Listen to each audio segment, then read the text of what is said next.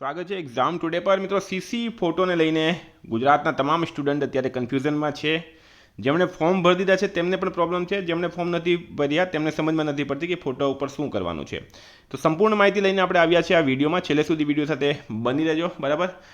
Form કેવી રીતના ભરવાનું છે, જે લોકોએ ફોર્મ ભરી દીધા અરજી કેવી રીતના કરવાની છે, સંપૂર્ણ માહિતી તમને મિત્રો આ વિડીયોમાં મળી જશે. સાથે ગૌણ સેવા પસંદગી મંડળ જે છે એનો એડ્રેસ, એનો ફોન નંબર બધું જ તમને અહીંયા મળી જશે. આગળ વધીએ અને પહેલાં મિત્રો specially CC Gujarat police constable PSI LRD સાથે મિત્રો આરઆરબી ગ્રુપ ડી રેલવે કોઈપણ પરીક્ષા એક્ઝામ ટુડેનું લેટેસ્ટ એક વર્ષનું કરંટ અફેર્સ, એમાં તમને ગુજરાતનું કરંટ અફેર, ભારતનું current affair, international current affair સાથે એવોર્ડ્સ, સ્પોર્ટ્સ, નિમણૂક, નિધન, બરાબર, ઇકોનોમિક્સ બધું જ આવી જશે. ટોટલ વસ્તુ દરેક પરીક્ષામાં 100% કરંટ અફેર્સ એક્ઝામ ટુડેનું પૂછાય છે. કરંટ અફેર્સની પીડીએફનો ચાર્જ એક વર્ષનો ખાલી 250 રૂપિયા છે, બરાબર. 250 રૂપિયા 9510411961 પર ગૂગલ પે, ફોનપે, પેટીએમ કંઈ પણ કરો, સ્ક્રીનશોટ મોકલી આપો. 2 મિનિટમાં તમને પીડીએફ મળી જશે. કોઈને ડેમો પીડીએફ જોવી હોય, ગઈ પરીક્ષામાં પૂછાયેલા તમામ સબૂત જોવા હોય તો પણ આ નંબર પર મેસેજ જરૂર કરજો. જે પણ વિદ્યાર્થી આ વિડીયો જોઈ રહ્યા છે, અપીલ કરું છું મિત્રો, એકવાર ડેમો પીડીએફ જરૂર જોઈ લેજો. ગઈ પરીક્ષામાં પૂછેલા તમામ સબૂત જોઈ લેજો, કારણ કે એલઆરડીમાં 15 માર્કનું, 15 થી 20 માર્કનું, સીસીમાં 20 થી 25 માર્કનું, પીએસઆઈમાં બધી જ પરીક્ષામાં મિત્રો કરંટ અફેર પૂછવામાં આવશે અને ખૂબ ખૂબ ખૂબ ઇમ્પોર્ટન્ટ ટોપિક છે કરંટ અફેર, બરાબર. તો એકવાર ડેમો પીડીએફ જરૂર જોઈ લેજો. ડેમો પીડીએફ જોવાના કોઈ પૈસા નથી.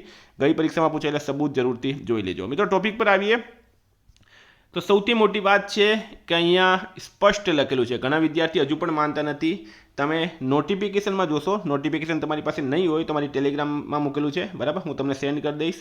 19 નંબરના 8 નંબરના પેરેગ્રાફમાં, બરાબર, 19 નંબર જે છે, 19 નંબરમાં જે 8 નંબરનો ફકરો છે તમે જોજો, બરાબર. 19 નંબર, બરાબર, રૂલ્સ નંબર 19માં તમે જોઈ લેજો એકવાર. સ્પષ્ટ લખેલું છે કે અરજીમાં પાસપોર્ટ સાઇઝનો વ્હાઇટ બેકગ્રાઉન્ડવાળો તથા ફોટો પડાવ્યાની તારીખ સાથેનો ફોટો અપલોડ કરવાનો રહેશે. આ તારીખ અરજી કરવાની છેલ્લી તારીખથી 1 વર્ષ પહેલાંની ના હોવી જોઈએ.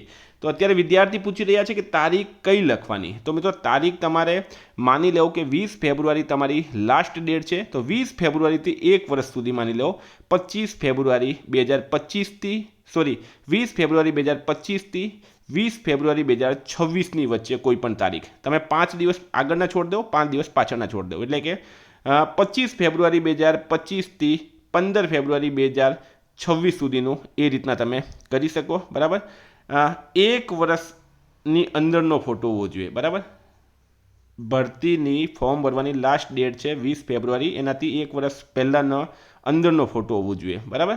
તો એ રીતના મિત્રો તમે ફોટોગ્રાફની તારીખ લખવાની છે અને એનું રીઝન છે કે તમારો ફોટોગ્રાફ લેટેસ્ટ હોવું જોઈએ, બીજું કંઈ નથી. ઘણા વિદ્યાર્થી અત્યારે પણ 15-15, 10-10 વર્ષ જૂના ફોટોગ્રાફ ચલાવે છે. તો બોર્ડનું કેવું છે કે ભાઈ તમારો ફોટોગ્રાફ લેટેસ્ટ હોવો જોઈએ, એટલે તારીખ લખવાની છે. ફોટોગ્રાફની જે બેકગ્રાઉન્ડ છે મિત્રો એ વ્હાઇટ રાખવાનું છે, બીજો બેકગ્રાઉન્ડ ચાલશે નહીં. સાથે ફોટોગ્રાફની 4 થી 5 કોપીઓ તમારે કઢાવી રાખવાની છે, બરાબર, અને એ જ તમારી નિમણૂક થાય ત્યાર સુધી એનો જ ઉપયોગ કરવાનો છે. હવે જે વિદ્યાર્થીઓએ ફોર્મ ભરી દીધા છે અને ફોર્મ ભરી દીધા, ફીસ ભરી દીધી છે અને ફોટોગ્રાફમાં આ મિસ્ટેક કરી છે, એટલે કે તારીખ લખી નથી, એમનો બેકગ્રાઉન્ડ વ્હાઇટ નથી, તેમણે શું કરવાનું? તો તેમને પણ મિત્રો તમને જણાવી દઉં. પહેલી વાત તો અહીંયા આપણે સ્પષ્ટ જણાવી દઉં. જો તમે અહીંયા આ એક ફોટોગ્રાફ છે, એક્ઝામ્પલ આપું તમને, એમાં બેકગ્રાઉન્ડ વ્હાઇટ નથી, વ્હાઇટ બેકગ્રાઉન્ડ જોઈએ. આ ફોટોગ્રાફમાં બેકગ્રાઉન્ડ તો વ્હાઇટ છે પણ તારીખ લખેલી નથી. આ ફોટોગ્રાફ મિત્રો એકદમ કમ્પ્લીટ છે કે જ્યાં બેકગ્રાઉન્ડ પણ વ્હાઇટ છે અને તારીખ પણ લખેલી છે. ફોટોગ્રાફની અંદર તારીખ પણ લખેલી છે, બરાબર. તમારે કોઈ પણ તારીખ એ રીતના લખી દેવાની.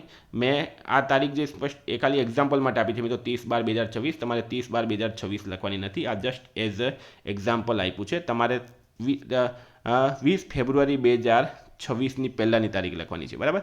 20 ફેબ્રુઆરી 2026ની પહેલાંની તારીખ તમારે લખવાની છે. આ જસ્ટ એક્ઝામ્પલ આપ્યું છે મેં તમને, ફરી કહી દઉં. 20 ફેબ્રુઆરી 2026થી પહેલાંની તારીખ અને 20 ફેબ્રુઆરી 2025થી પછીની તારીખ તમારે લખવાની છે. આ જસ્ટ એક્ઝામ્પલ છે કે આ રીતના તારીખ લખવાની, બરાબર. હવે મિત્રો જે લોકોએ એપ્લિકેશન ભરી દીધું છે, ફોર્મ ભરી દીધું છે, ફીસ ભરાઈ ગઈ છે, તેમણે શું કરવાનું? તો મિત્રો જ્યારે અમે લોકોએ ગૌણ સેવા પસંદગી મંડળમાં ફોન કર્યો છે હેલ્પલાઇન નંબર પર, હેલ્પલાઇન નંબર કયો છે એ પણ હું તમને આપીશ, એડ્રેસ પણ આપીશ. તો તેમણે જે જણાવ્યું એ પ્રમાણે તમને જણાવી દઉં. તમારે એક અરજી લખવાની છે.